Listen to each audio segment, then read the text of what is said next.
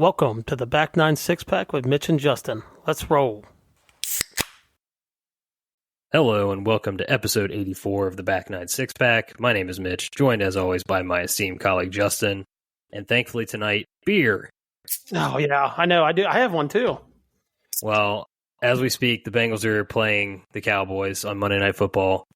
And I can kind of see it over my shoulder here. It looks like the Cowboys might have just scored. Yeah,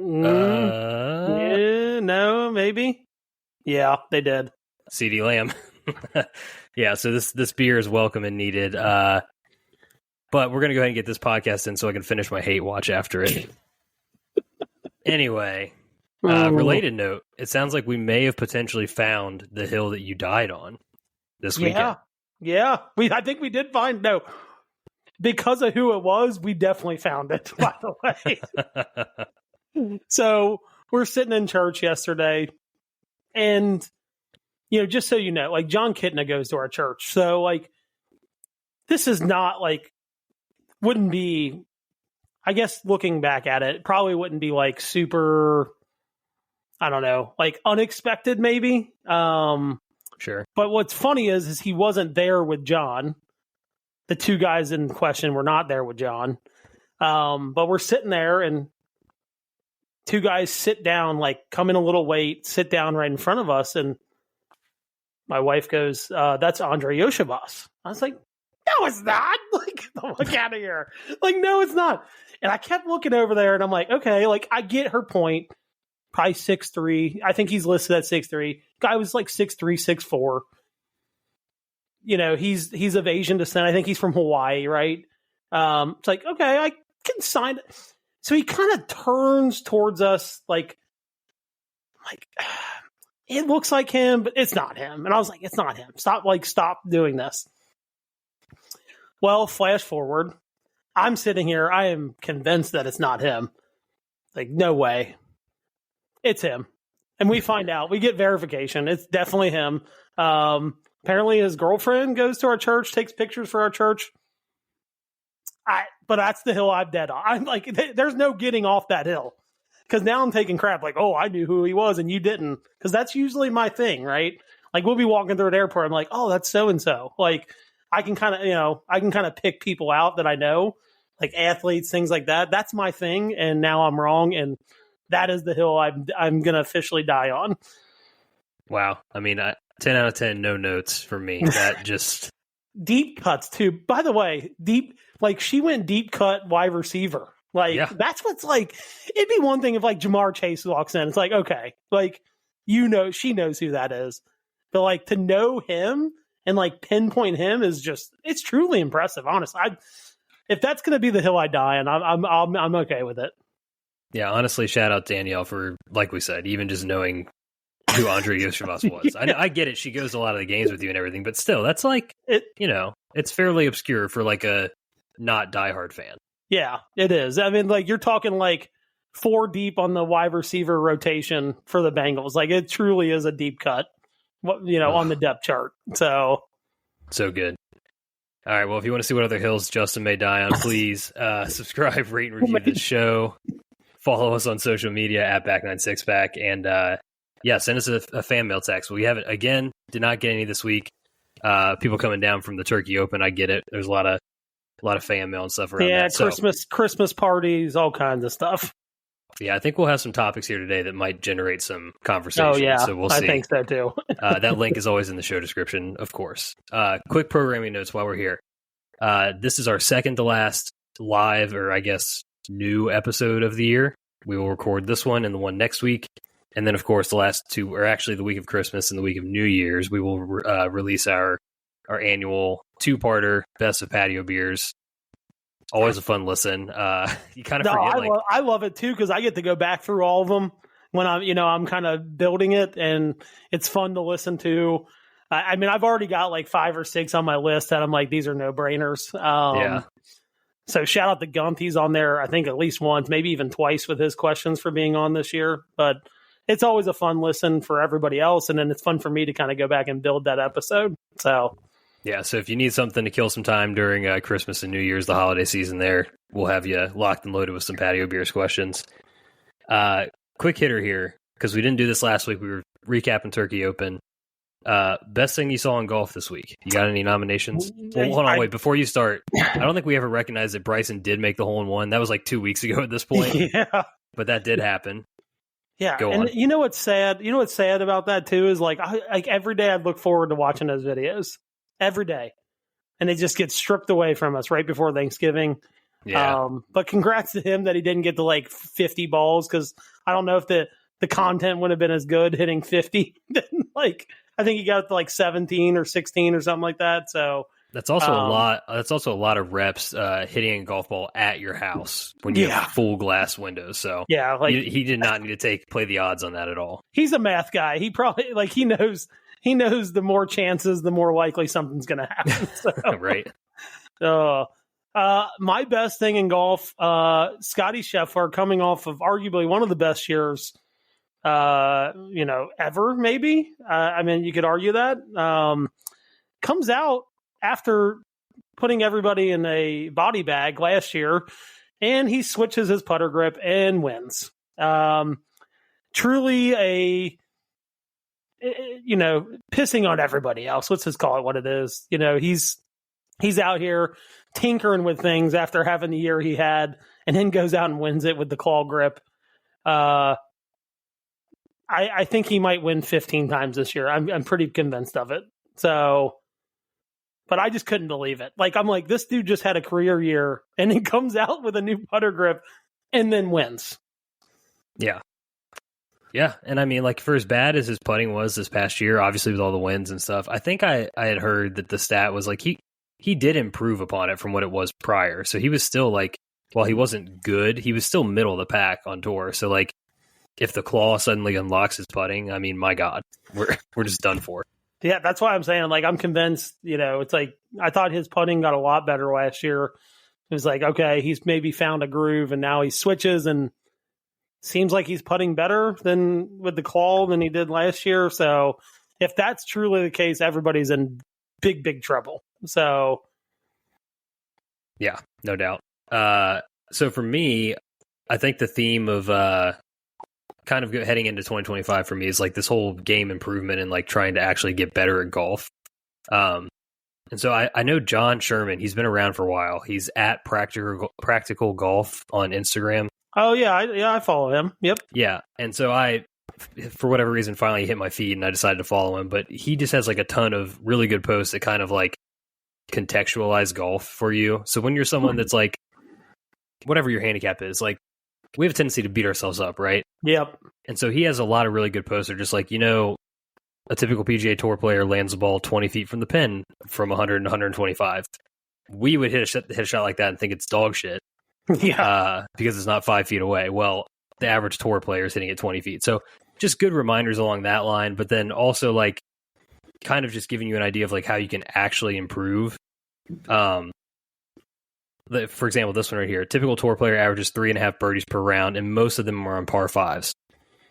Okay, if someone that's a handicap like mine, I'm averaging less than a birdie a round. Yeah. But really what that comes down to is like, and we talked about this when we went through our handicaps a little bit, I just need to improve my par 5 scoring a little bit. Yeah. I'm probably going to, drop a couple strokes around easy. So it's just like a really good account for good reminders of like what is realistic and attainable for your level of skill. Yep. And then kind of places where you can like trim the fat, so to speak, in your game.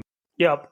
So yeah, that was a good find within the last week here that he's all about like the mental side of golf. I've seen some things he's posted, and he talks about I think he made the finals of the Mid-Am, and he talks about his journey and how he got mentally prepared to play tournament golf and make a run like that. I think he's like in his mid-30s. So that's pretty cool. Yeah, I enjoy it. I've been following him for about 6 months now, and it's very usable stuff. A lot of the stuff you see, we always kid about watching YouTube and this and that, and you're trying to put stuff in play, like swing thoughts. His stuff is literally, you could read it in your car in the parking lot and go out and try to put it into your repertoire on the golf course. So 100%. Yeah. I think one of the big things I've noticed with this post is like the idea just of managing expectations, kind of like what I was saying with those stats. So yeah, I'm exploring physical and mental sides of golf that don't just involve like trying to have a better golf swing. So we'll see where that gets me. Yeah, that's something I'm we're going to do our show next week and kind of dig into that. But mental side of just getting the angry butterflies out of my head, that's going to be something that we're going to try to work on this year. Yeah, for sure. All righty. We will go ahead and pivot now. NFL update. Before we get into another power rankings, I'll go ahead and tease that before we get through this NFL update. So my Bengals are playing right now against my Cowboys. I'm taking an L no matter what. So I've already updated the record, unless they tie. And then there's that scenario, I guess. But my teams will be 3-2 on the week, 48-30 overall. The Chiefs continue to just be the luckiest team on the face of the planet. Another one-score win with the last-second field goal that doinked in. My Lions taking down your Packers. Really good football game. Yeah. Dan Campbell, I don't know how he finds pants that fit the cojones that he carries around. Well, okay, so can we get into that for a second? And yeah, I got into like, look, I appreciate his aggressiveness. I appreciate how he coaches football like it's a video game. I do. I think it's cool. Like, I just don't think there's many coaches out there that do that. What I will say about that 4th and 1 that they went for when they were in field goal range, and I think someone, I don't even know who it was. It wasn't anybody famous on Twitter, but they were kind of breaking it down, or they quoted the video of it. Just because you hit on 17 and hit 21 doesn't make it the right thing to do. And I think that's the best way to, like, some of his risks are, you can defend, like, you go into a press conference, you can defend it, right? Like, hey, we felt like we were in a position to, get 1.5 yards, or we had a really good play call for this, when we're on the opponent's 39-yard line, or, hey, it's 4th and 1 from, or 4th and goal from the 1-yard line. Like, we really had this play dialed up for this moment. You can defend all that. But if you don't get that, and they almost didn't, by the way, he almost fell down and it almost blew up in their face. Yeah. And the Packers come down and kick a field goal. If he wasn't as good of a coach as he was, that person would be fired the next day. Like, that's how bad of that's how big of a risk that is.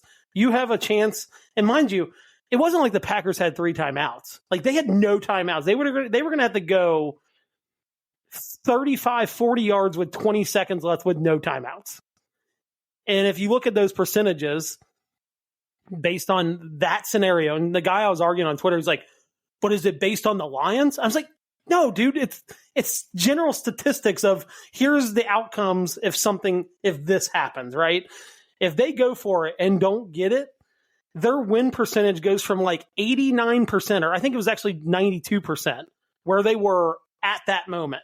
And if they don't get it, their win percentage goes down to like 49%.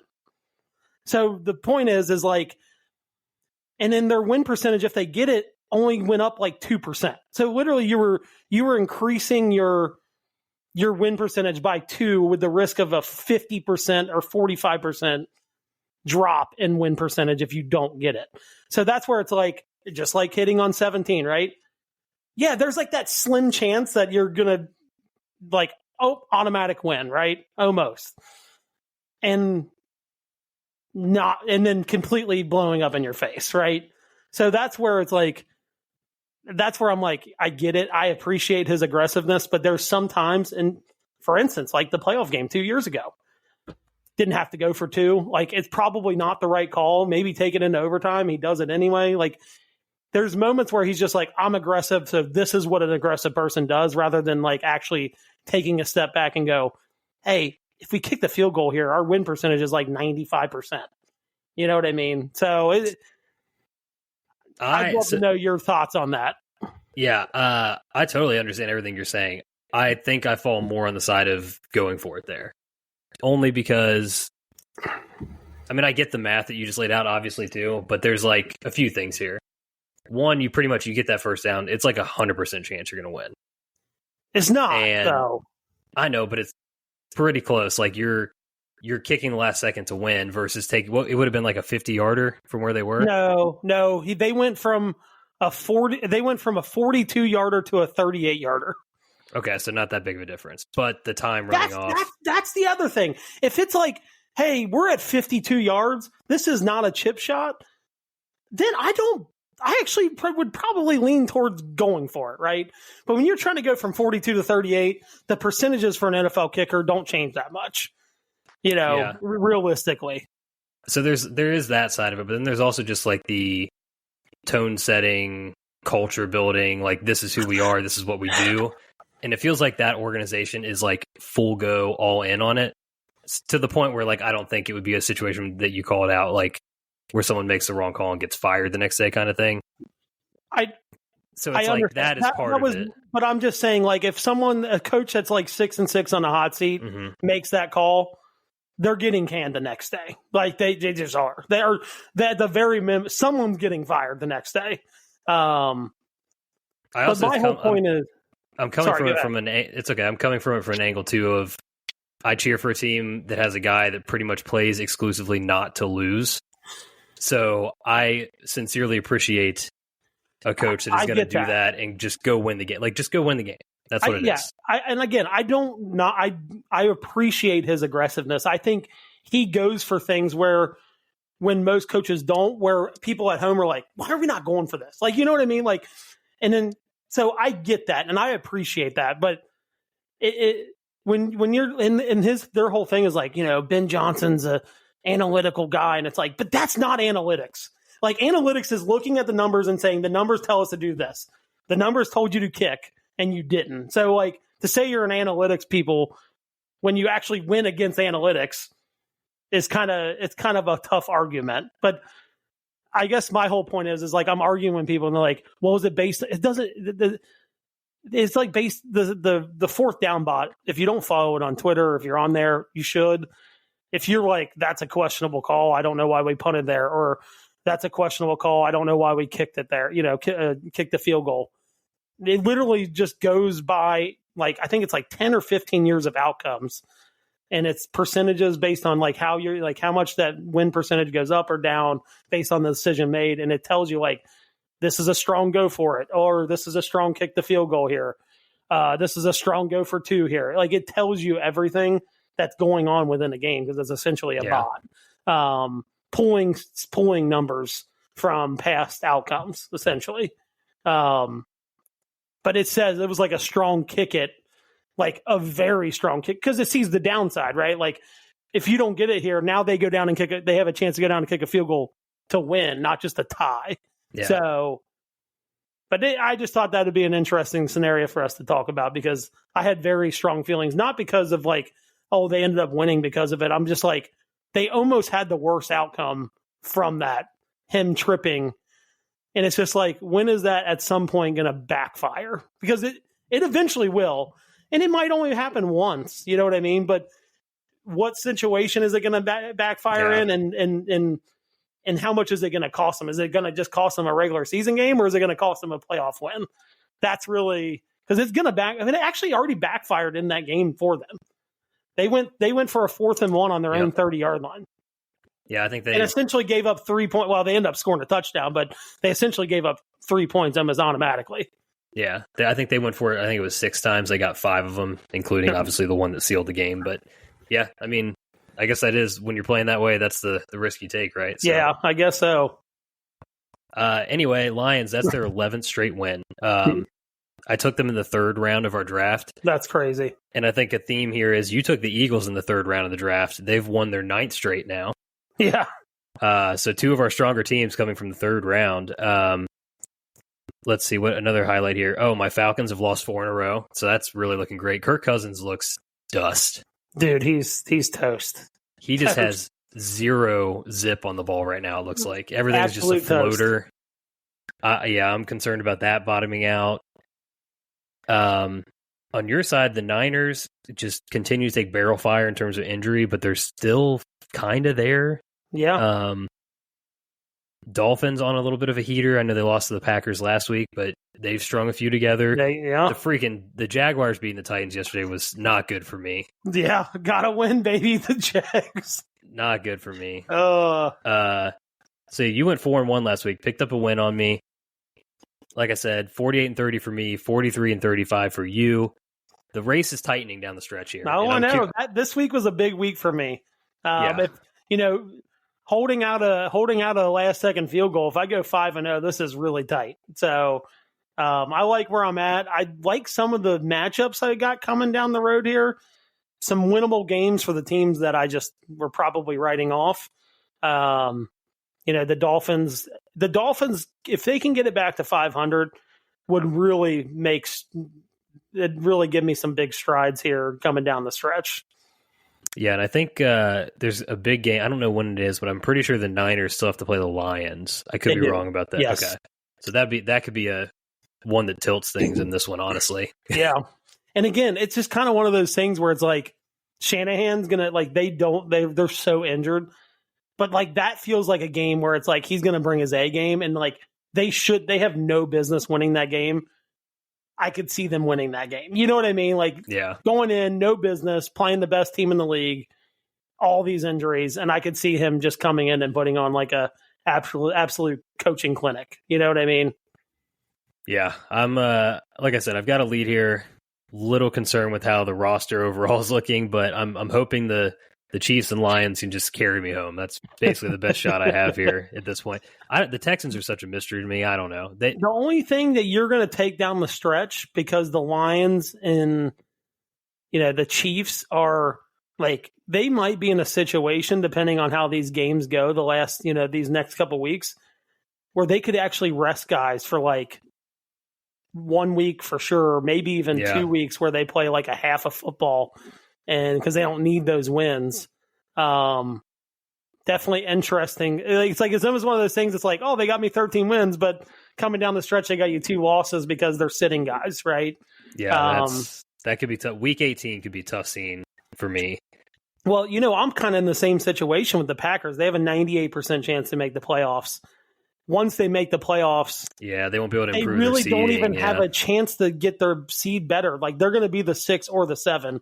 And there's really no way around that. So, unless somehow they pass the Vikings, which is looking less likely. So, like, they're going to be the 6 or the 7, so they might even set guys, right? Right. Yeah, should be interesting. Yeah, just to put a note on our two teams that we're tracking down the stretch here. The Packers go to Seattle, host the Saints, at Minnesota, and then host the Bears in that Week 18 matchup. So, a couple winnable ones and a couple that have some playoff implications for sure. So be curious to see how they manage it down the stretch. The Bengals, honestly, I'm lose baby lose. I'm ready just to bottom out. Well, that's going to be the worst thing that could happen to them is they like go not like 8-9. You get a mid pack pick. Like at this point, you're like, dude, let's just take our 5-12 and go home. Like let's just get that top 7 pick. I think right now, as it stands, they have the 10th pick, and they've got the Cowboys tonight, obviously, and then they go to the Titans. They host the Browns and Broncos, and they play at Pittsburgh the last week of the year. That game, Steelers could be resting guys. Like this is a soft ending stretch to the season. I'm concerned they might win their way out of a top 10 pick, which would be kind of hurtful, honestly. Yeah, and I think the Bengals, like if they lose tonight, you might see Joe Burrow play like one more game. And then it might be let's not risk something stupid, at the end of the season when we're out of it kind of deal. Yeah, I'm curious to see what they do with all that down the stretch too. If they do continue to lose, I mean, he's got the triple crown for quarterbacks right now. Jamar has the triple crown for wide receivers. Like, are those things that matter really? Not really for us, but it matters to players. It does. Yeah, I get that. I could see players and coaches kind of continuing to push just to, cap off those seasons. Yeah, but the last thing you want is like he gets, I'm with you. Tears an ACL in week 15 and then he doesn't come back until week 8 next year. You know what I mean? 100%. That would be a tough pill to swallow. No doubt. All right, that's enough football, I think, here. We're on. It is that time of season. Holidays are right on the corner. You're buying gifts. probably already have bought gifts. But for those of you that haven't, last year, one of our best patio beer segments was kind of going through, coaching people through like what not to buy the golfer in your life, right? Well, we thought we'd do a little bit of a different take on that this year and go ahead and do a 6-pack power rankings of the worst golf gifts that you could possibly buy for the golfer in your life. Do you want to start us off? Yeah, I'll kick us off. All right. My number 6, there's so many bad ones out there, but any golf book that I didn't specifically ask for, like there's so many there's so many good ones. There are so many good ones, but there are so many bad ones out there. That is such a good one. Honest to God, that didn't cross my mind, but that's such a good answer to this. I've gotten a couple, so I kind of had that in my head. I'm like, I'm searching for the back end here, and I'm like, this is it. Like, stupid. Like the one I got was like golf jokes to tell your buddies on the course or something like that. It's like so stupid. Yeah. It's like the worst like level of coffee table book that you can run, basically. 100%. Yeah, totally get that. So these first two that I have for me are just like very like practical, like this is something you think they'll use, but they won't kind of thing, right? Okay. So number 6 for me is like strictly golf balls that they do not play. Like, yeah, it kind of goes with the book thing, right? Like if I didn't specifically ask for this golf ball, do not buy me golf balls. Yeah, like it's a good thought. Obviously, golfers need golf balls. But if you have someone that considers himself a golfer, they definitely have a preference of golf ball. And you going and buying absentmindedly whatever dozen you can find, or God forbid you go for the top flight double dozen, or, the Callaway balls that glow, basically anything like that is you just don't do it. Yeah, God love my grandma, not a golfer, on my mom's side. My dad's side, she was a golfer, but my grandma on my mom's side, not a golfer. The running joke in our family is my dad literally got top flights for like 15 years. Like every year, it's like Walmart, top flights. I think that she was doing a dozen, then bumped it up to the double pack. It was tough. Yeah, it's like, or you can get like the refurbished random 36 assortment of golf balls at Walmart. That's another one I've seen. The refurbished ones. The refurbished ones might be worse somehow. I don't know how. Yeah, that's tough. Oh, all right. Let's see. My 5. Anything golf that goes on your desk is not good. Pen holders, golf club pens. Yeah. Some kind of weird golf game that goes on your desk, like, like they trying to get it on the tee, like the what is it, like the snow globe looking thing. Yeah. First off, I'm ADD. That game is not good for me. Like, just not like, because I won't be able to stop until I get it on the tee, and it's almost impossible. So, but yeah, anything that goes on your desk at work, I mean that's a no-go for me. Yeah, I literally just threw out a set of golf pens that I found. When we moved the offices around and stuff, it came out of the drawers, and I was like, "Oh shit, I didn't even know I had this anymore." But those went in the trash. So, total agreement from me. So number 5, like I said, practical thing. You might think this is helpful. It is specifically short tees. Yeah, do not buy short tees. Not helpful. Yeah, nobody's whipping out a short tee, keeping them in their pocket for par 3s. Trust me, we're scrounging around finding broken ones. We may not even tee it up, or worst comes to worst, you can shove your 2.5, 2 3/4 inch tee into the ground far enough, you'll be fine. Golfers do not need short tees. The only time I go for those is when I'm at like a nice course that has them. Like I'll dip my hand in the bucket and on the first tee and get a couple short tees, but buying me a whole pack of them, that's a no go. Yeah. Yeah. 100%. Yeah, I didn't even think about that one, but that's good. I guess I haven't gotten it. Maybe that's why, but yeah. All right. My number 4, golf socks. And you're probably like, like depends, right? We all know the golf socks you're getting. You're not getting a pair of FootJoy socks. You're not getting like some decent brand of actual golf socks. You're getting like the dress sock that you're never going to wear. It's going to end up in the bottom of your drawer. like maybe you wear them as a joke or something but you're probably never going to wear them. Like those type of golf socks. They're probably like $8 on Amazon or something stupid like that. But yeah, we all know, like when I say golf socks, we all know like your aunt's not going to go buy you a 3-pack of FootJoy socks for $40. Like she's going to go get you the 3-pack of golf dress socks for $8 on Amazon. Yeah, it's like the Argyle ones that, you wear with knickers or whatever. Yeah. Or like the over the top, like golf dress sock that's like, it's got like golf balls and like weird stuff on it. Yeah, that's tough too. All right. Number 4 for me. So this is where we started to get into the fun stuff. I am bucketing all of these types of things. The niche golf club accessories.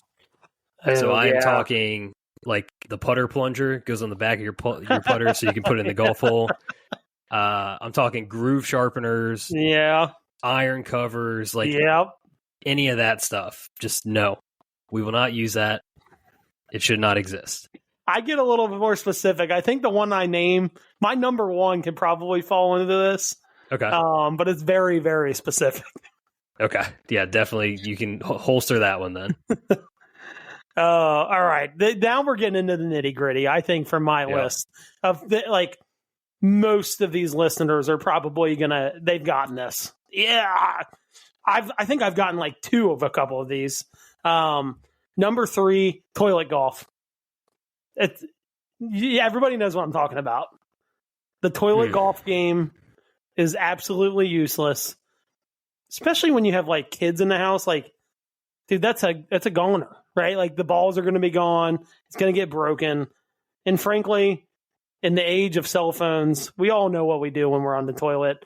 We're not playing a golf game. I can tell you that. We're hanging out on Twitter or excuse me, X or Facebook or Instagram. Like that's what we're doing. We don't need a golf game that goes by the toilet. No, absolutely not. I have no further words, no comments. It's just don't. There's so many avenues you could go down on that of reasons why you shouldn't get exactly. That, but yeah, we don't need that. We do not need anything extra in the bathroom that could be touched by multiple people while they're using the bathroom. Didn't even think of that route, but that's also true too. Yeah. All right. Number 3 for me, again, sort of a bucket type thing. Anything that is generically licensed. So, you go into Dick's and you find, the gift set for your favorite Buckeyes or Bearcats fan. And it's got literally not even branded golf balls. It just has a logo on it. There's tees in there, head cover maybe. It's like the lowest of the low, manufactured stuff. I'd put polos in this category too. It's usually not a brand that any golfer would ever want to wear. Yeah. Just anything that is like very generically licensed and packaged up for like a holiday specifically. For sure. Take it away. Yeah, I guess that's a good leeway into my 2. I get very specific with it, but I said novelty golf balls. Like any. Yeah. Dude, I can't even tell you how many things I've gotten, like from Packers balls to Ohio State balls to Mickey Mouse golf balls to, dude, I've got them all. I could probably resell these things to some unknowing soul right now on eBay for some guy to get in 2 weeks. So absolutely. I wouldn't do that. Out of good faith, I can't do that. Yeah. That truly is like, yeah, when I talk about like that gift set or whatever, the golf ball just has like the logo. Like it's not even. Oh god! No, did you imagine how hard that thing would be to hit? Oh yeah, I can't. It's getting like paint on your clubs and shit. Like what the fuck? Exactly. Oh my god. Oh boy. All right. Number 2 for me: gag or novelty items. So this is your exploding golf balls, your remote controlled golf balls. Anything with gunpowder in it's probably a no-go. Yeah, this like tees that are non-traditionally shaped. You yourself has been a recipient of something like that. Anything like that is like jokey will just end up in the trash or buried somewhere. Dude, I've got my titties. I need to bust those things out. God. I still have them. Oh, man. Yeah, just that's number 2 for me for a good reason. Oh, that's so good. That leads into my number 1. You've kind of given me a lead on both of these. So I told you I get very specific with my number 1, and because I think it could fall into a couple of these categories that you just named. The ball sack golf ball holder is number 1. It is my God. by far the most popular. I mean, not even this guy is riding around on his yacht. Whoever created this is riding around on his yacht, just laughing at everybody, probably laughing at me. I've got 2 of them. But oh man, it's so terrible. It's so terrible. It's like, dude, like, okay, I get it. It's funny. Ha ha. 0 chance I'm rolling up to a tournament with a ball sack on the side of my back. Oh, I completely forgot those existed. But like, as soon as you say it, it's like the exact mental image. Well, I guess I need to return your Christmas gift that I got you then. Well, you know what's so funny about it is, it's like hillbilly teeth, right? Like, if you're ranking dumbest millionaires, it probably goes like hillbilly teeth, and then like a like close behind second is ball sack golf ball holder guy. Like, they're millionaires and they have no business being millionaires off of what they've created. You think it's the same guy that created like the ball sack like toe hitch hanger? No, 100%. Yeah, it is at least his brother or something. It's in the family for sure. The family jewels. Yeah. Oh God, that got me good. I was not expecting that. Good, but that's I told such you a good it could call. fall into a couple categories that you've already kind of talked about, like the gag gift, golf accessory. Yeah.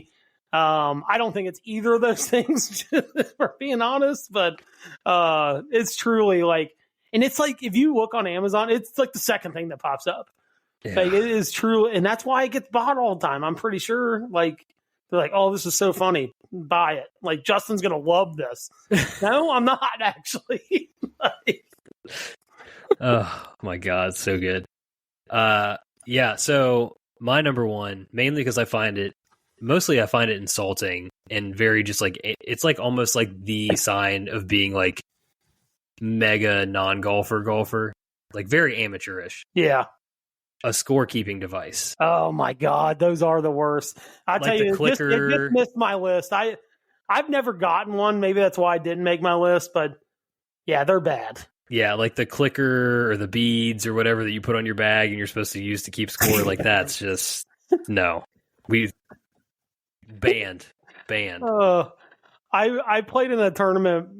I played in a tournament with a guy like 3 years ago, and like we're just so happened to be, I didn't know him, and we were on the range next to him. I had a caddy, and I looked at my caddy, and like, he had a decent swing, but I'm like, this guy's gonna be ass. And he was like, "How do you even know that? Like, he's got a good swing." I'm like, he had a counter. He had like the abacus on the side of his bag, and I'm like, he's got an abacus on the side of his bag. He's like, that doesn't mean anything. 97. Played with him, 97. I was like, could have called that from a mile away. It's like, it's the telltale sign that you're a terrible golfer. Just, especially if you use one. Like, if you go out and use one, that is you're 100% not breaking 90. Like, there's no chance.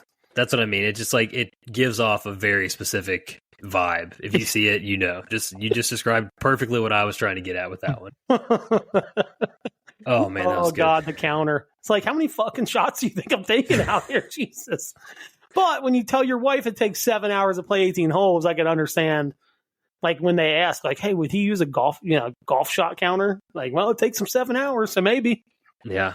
The best is those things usually stop at like 9. So it's like, oh, well, I guess the limit exists for them. Oh, gosh. Oh, that was good. Did you have any honorable mentions? I did. So I've gotten a very, very generic, not good GPS system. Don't buy those. Like, you want to give me a gift card and I'll go buy my own rangefinder. Like, shout out. I do want to give a shout out to my mother-in-law in all this. First, 4 or 5 years I was married. Just, the typical mistakes were made in the golf giving, the gift giving. Then her best friend started dating, and they're now married, a golf pro. And she was like, what do he's a pretty good golfer. What is ever since then have not gotten a bad gift. So That's shout out to my mother-in-law. She's learned. She's definitely learned. I don't know if my wife was back channeling, hey, he didn't even use this kind of thing. Maybe she did, but I've gotten FootJoy shoes. I've gotten some really good gifts past the first 5 years of marriage. So yeah, I would say shout out in general to most of my family. Probably stems from Susie, so shout out to her. But they do a good job. Whenever something golf specific is coming towards me in terms of a gift, it's usually cleared by her first via me at some point. So good girl. Yeah. Thank you for that. Did you have an honorable mention? The only thing that I did think of, one time I got basically it was a Swiss Army knife of golf tools. So it was a divot fixer, it had a bottle opener, a cleat, a golf cleat. Bro, remover. I'm not using that. Yeah, all kinds of things. I'm not walking around with this pocket knife in my pocket while I'm playing golf, and just that was one. There are probably some others. I mean, there's plenty. This is where we want to hear from everybody listening. Please I know we left some off our list for sure. Yeah, please send us a fan mail via that link in the description. We would love to hear what some of those are for you. And then this is also a shout out. We do this every year. Shout out to No Laying Up for their annual bad golf gift thread. Good. It's probably my favorite. The thread I look forward to the most on Twitter. So check that out when we get to Christmas Day and just see the horrible gifts that people are receiving in real time. It's so good. Still lives as my most liked tweet ever. Was at them for that thread. That my titties from my mother-in-law got almost 1,000 likes on X. So still pretty far up there in posts that I've had. But yeah, that thread is just unbelievable. Unbelievable. It's so good. It honestly amazes me how many new things you still see in that thread, because you think all the ideas are out by now. They've been around for 10 years. There is a goat of that thread, and it's and this hits close to home because they got around. They put round at Pebble Beach on me, and what they actually meant, there's a course by us called Pebble Creek. It was actually they explained it Dad started crying. Son started crying, couldn't contain themselves. It ended up being Pebble Creek. Tough scene. That's the goat. I'm, and maybe I'll be proven wrong this year, but that is the goat of that thread ever. Yeah, that's truly, especially given the local ties to that one. I think you're right. I don't think there'll be a better one for us. Yeah. Oh my God. All right, well, that's it for Power Rankings for this episode. Please do not buy the golfer in your life any of those gifts. Yes. Ask them what they want. Get them a gift card. Sort it out from there. All righty. I think it's time. We're heading to the patio. Patio Beers time. I have no idea who goes whenever, so I'm gonna jump in and just take this one. Okay, go for it. I saw this recently on Twitter, speaking of threads, and it was a simple question, golf related. What is your go-to compliment when someone hits a good shot? Man, that's a good. I guess I just subconsciously say it. Right. I think I say good ball. I'm good ball. Yeah. See, I'm curious. There's so there's 3 variations of the same thing, right? Or if I'm mad, I'll say shot. Okay. Well, I think so that's like you said, if you're a little upset, run a little hot, or you just efficiency, people don't even say nice or good. It's just shot comes out, right? Yeah.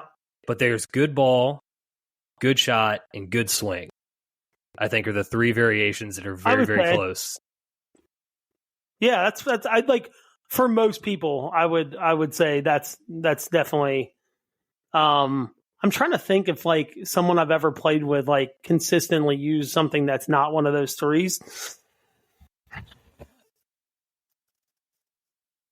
There was one guy. This was probably back in college. Every good shot, he's roped.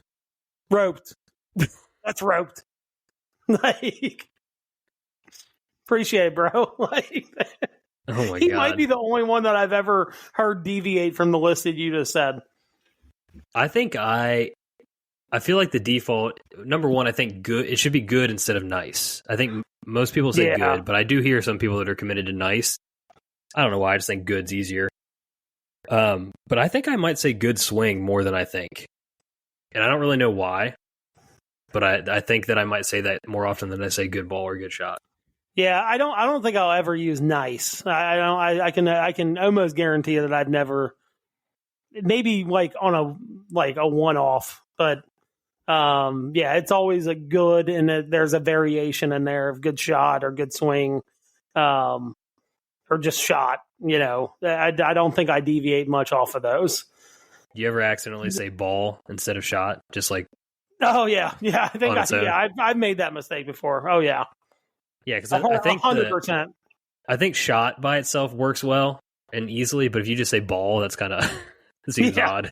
I've said good ball, yeah, but I've had like ball, yeah. Oh shit. I didn't. You know, it's funny when you sit there and think about what you actually say, and it took me a second to like figure out what I do actually, because I think it's just so like on a whim. You know, you just say it, right? Yeah, you don't even think about it. Subconsciously, I think the good swing thing.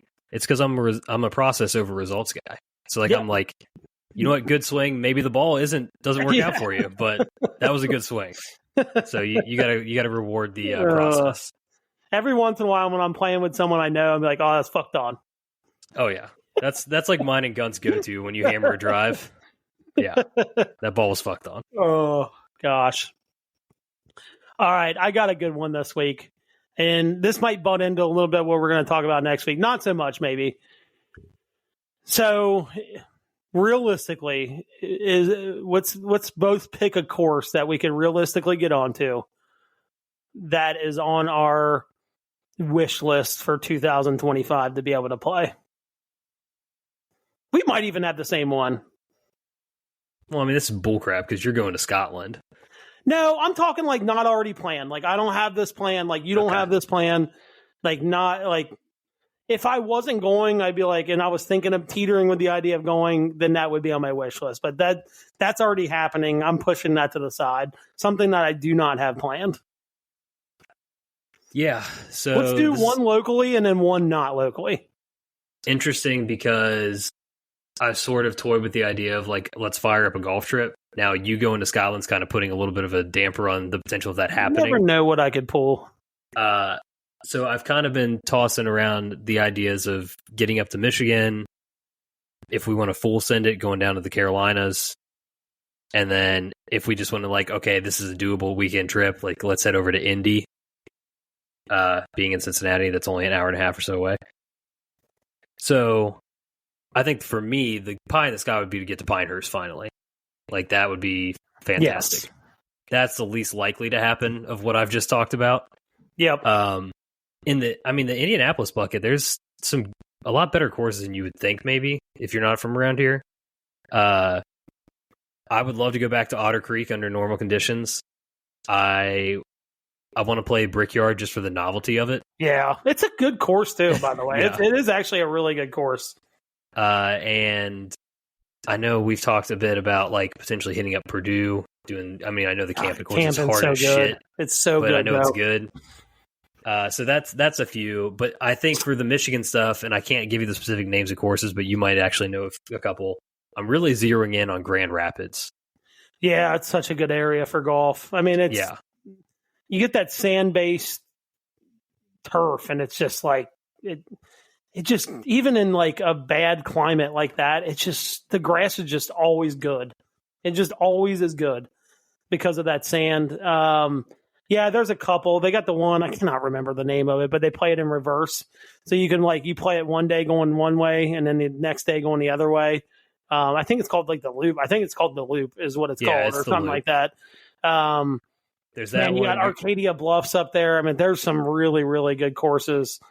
I've played a course in Grand Haven called Eagle Eye. I think it's called Eagle Eye. No, that might be in East Lansing. I can't remember this other one, but there's just like, dude, you just go up that coast, the west coast of Michigan, on Lake Michigan. You literally can't run into a bad course. There's really not many bad courses in Michigan, as crazy as that sounds. Right. So yeah, I think for me, that's like the best very balance of doable like trip. really good golf on a doable trip. So Yes. I think that's where I'm kind of pointing my arrow for 2025. Yes. That is not a bad, I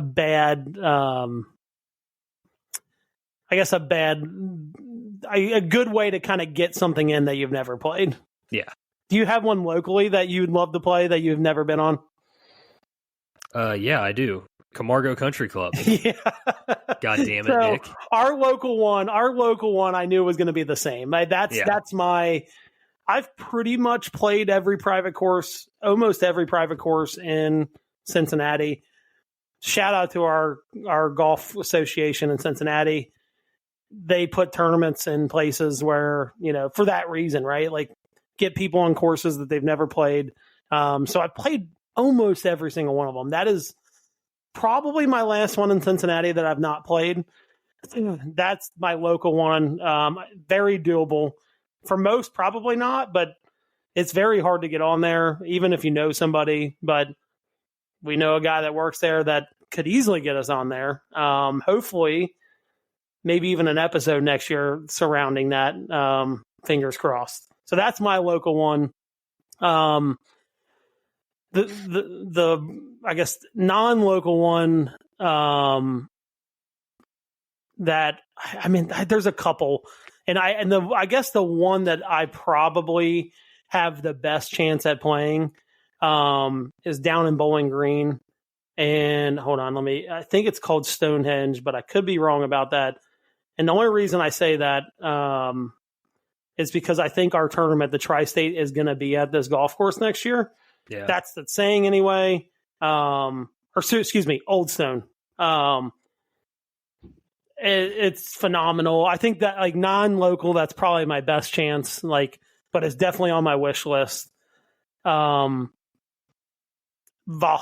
is another one. Now that the PGA is not going to be there this year, I've had some possible offers floated out to play Valhalla. I think, and again, that's very doable for us because it's an hour and a half away. Yeah. So that's another one. If I had to pick one, like if staying in Ohio but not local, it would probably be the golf club or Double Eagle. Those are the two in Columbus. I've played Scioto. I've played Muirfield. Those are the two that I'm like, anytime I run into someone from Columbus, I kind of float it out there like, hey, have you ever played Double Eagle or golf club? Like any ends? Like those are the two that kind of I float out there that I am like dying to play and that are outside of our area, but relatively doable. Yeah. Have you played Moraine before? Yeah. Yeah, it's so good. I know. So See, good. That's another one. I that would be one that I would like love to get back on. I played it in a tournament, but I played it before they redid it.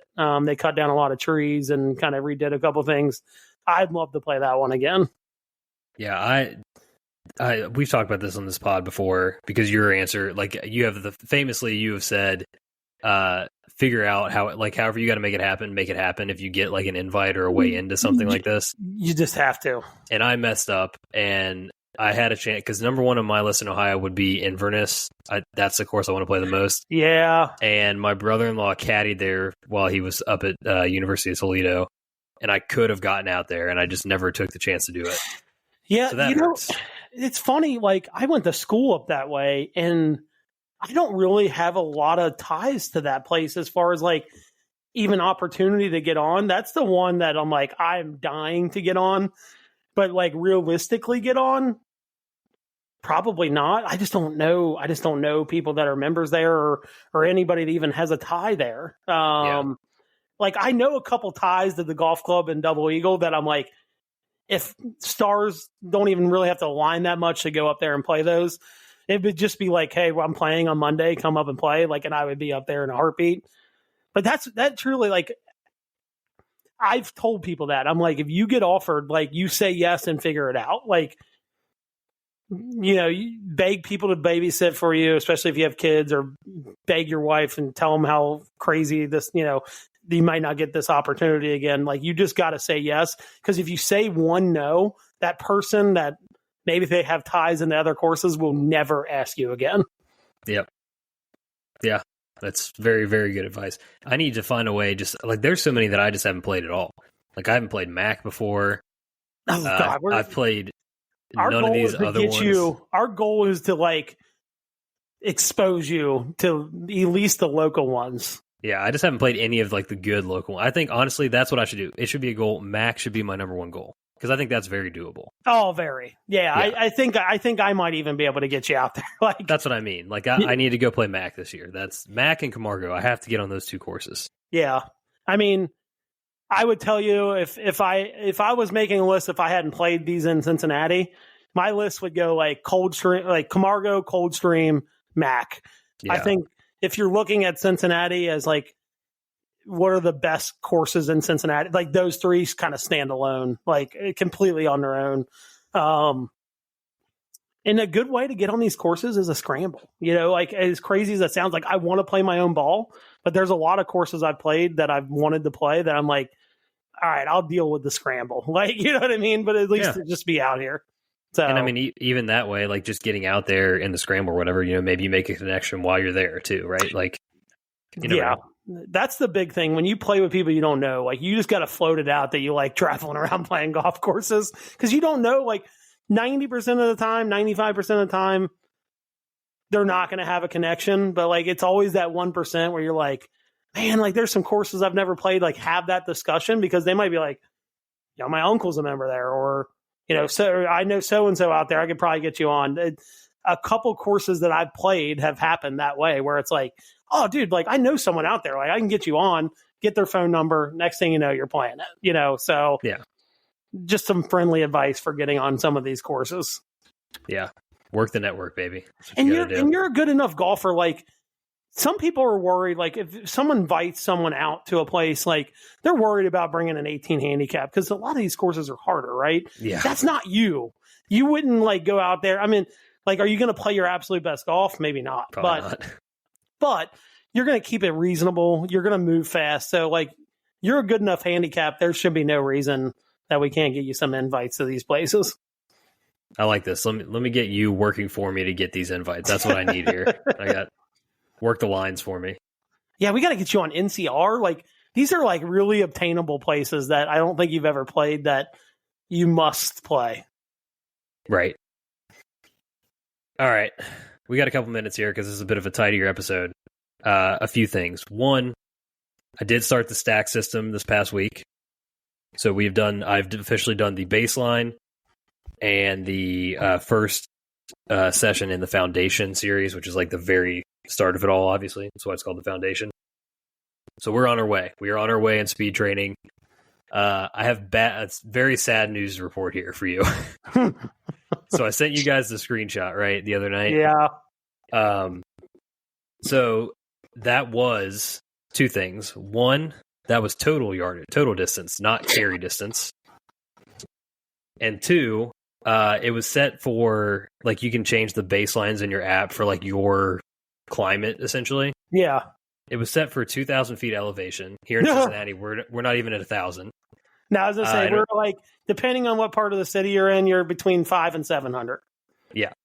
And it was also set for like 70 degrees. Right now we're in 50 degrees. I didn't change the temperature. I left that at 70, but I dropped the elevation down. Needless to say, the carry number was not great. I'm talking it dropped to like 220. Oh, right? Baby. So that's my baseline is a 220 carry. Holy based on the shit. stack. Did my first session tonight. Had a couple, get into like the 230 carry. So we're already seeing a little bit of just like swinging it faster. But yeah, I'm going to be updating and as we go here, just kind of giving some progress checks along the way. Help keep me accountable, and just because I think it's kind of a fascinating journey. So yeah, I think that's cool. That's cool that you're doing it. I may have thrown some bullets your way when you sent us the picture. That was mean of me. You're trying to better yourself. I should be very supportive of this. Thank you. I won't do that again. I promise. Dude, look, you said it, and I immediately said, dude, if you don't think that wasn't like a sobering thing for me to see on the screen, then, yeah, I don't need your insults. I'm already insulting myself worse than you are. So, yep. So I since we do have a couple minutes, we have not talked. So I am going to Scotland. I ran into Timmy, who's planning our whole trip over there. So we have our schedule set for courses that we're going to play. It's completely set. So we're playing the Castle course, which is part of St. Andrews. That's our first 18 holes. That's on the 21st of May. Then we go over to the old course on the 22nd. I don't think I'm going to be able to sleep that night. I don't know how. I was kind of hoping it was our first round because I'm not going to be able to sleep in general, just because flying over there and things like that. But I'm not going to be able to sleep on the night of the 21st. It's just not going to happen. And then we're playing on the 23rd. We're playing a Crail course, which I've heard nothing but good things about Crail, even though it's like 6,000 yards from the back. I've heard so many good things. That's one of the courses we're playing. We got a day off. Sorry, go ahead. Crail is like I think this is one of the courses No Laying Up played in their series in Scotland. Yeah, there's two courses up there. I can't remember the two different courses, but we're playing the one that's essentially like I think there's one that's like a little more inland. That's not like links, but we're playing the one that you're thinking of that they played. Yes. Yeah. So isn't this the one that's kind of like wild? Like there's like some crazy blind shots. There's like a bunch of rock formations. Like, oh God, it sounds so sick. And it's 59. I think it's like 5,900 or 6,000 yards from the tips. Yeah. And from what I've been told, it doesn't matter what your handicap is. Most of the time, your caddy will not let you play the tips because it plays so much different. I mean, 6,000 yards over there. One, they measure everything to the front of the green. So that's one thing. So realistically, that's like a 6,300 yard, 6,400 yard course right there. If you're measuring to the center like we do. But like just from a wind standpoint and things like that, depending on the weather, they may not let me even play the back tees. But I've heard so many good things. That was one that was like outside of the big ones. I'm like, I want to play this. I heard so many things about it. So we're playing that. Then we're playing the Dukes course. I'm not very familiar with that. I've read some really good things about it. I believe that that's more of a like inland course. I don't think that's like on the ocean or anything like that. And then we're playing Jubilee, which is part of Carnoustie. We were supposed to play Carnoustie. It just didn't work out with our schedule. They had some really funky tee times available on days that we had already had things booked. Specifically, I think they had a lot of flexibility today that we're playing the old course. And if I'm choosing between two, I'm playing the old course. But yeah, so those are the courses we're playing. It gets dark late over there. There's a day in there where we actually tee off at 10 on the Castle course. There's some talks of 4 of us heading over and playing another 18 somewhere else. Don't know yet where, but definitely hopping on somewhere because I want to get a 36-hole day in somewhere. But that's the rundown of the courses we're playing. Yeah, I'm like I saw them at the grocery store today, and we're sitting there talking about it, and beyond excited. I've already committed to the fact that I'm going to have a caddy every round. I think that's part of the experience going over there. Yes. I think if you don't get a caddy, I think you're, obviously it costs more, but I think if you're looking for the full experience, I think getting a caddy and hearing their stories and really just someone to watch your ball, you know what I mean, on courses that we're not used to playing and a golf style that we're not used to playing, I think is to me was a no-brainer. I know there's a couple people on our trip that are like, oh, I'm going to get one here, but not here. I'm going to get one every day. So looking forward to that. Yeah, no doubt. I'm fired up for it. You just got me so excited. I'm not even going on the trip. I just need. Anytime I get the winter blues this year, I'm just gonna just got to get the May. It's like got to get the May. That's all. That's the only goal. May uninjured is the goal. Whenever this happens for me, I will do such a crippling amount of just looking at flyovers of holes and courses and just everything I can do just to somewhat be ready for it and be in the zone, in the mode of being in Scotland is going to be done. We're on the same page there because I can tell you at least once a week if I'm laying in bed and okay, I need to hop off X here, but I will start looking at the courses we're playing and kind of just looking at pictures and just trying to get the whole, kind of rundown of everything that we're going to be seeing. And yeah, and my goal is to do this trip. And what I would love to do is come back and be like, plan another one. Like, obviously not right away. We're doing it relatively cheap. Like, and I say that, like, it's probably going to, like, everybody told me it couldn't be done for under like $9,000 or $10,000. We're not paying that much. I think we're going to do ours with golf and stay and a car for like 5 or 6, which is really not that bad. Timmy's dude, he needs to be a travel agent. Like, this guy is like, he's got it down pat. He knows. And here's the crazy thing is, like, where like most places you go in the United States, the golf is probably one of the most expensive parts of your trip. That is not the case here at all. The golf is, when you're starting to talk like you're playing the original golf course for cheaper than you'll play at Pebble Beach, it kind of blows your mind a little bit. You're like, why? So the golf is really, I think the golf total is like $1,300. You know what I mean? Yeah. Like, it's not that expensive.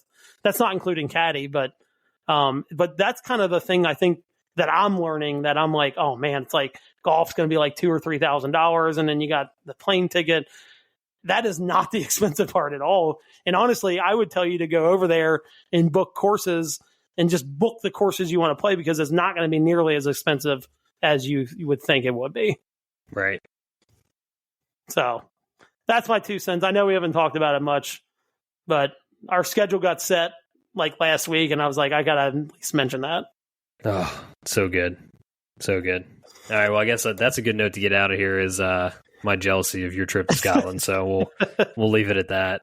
Next week, like I said, last new episode we'll do of the season before the 2 Patio Beers features.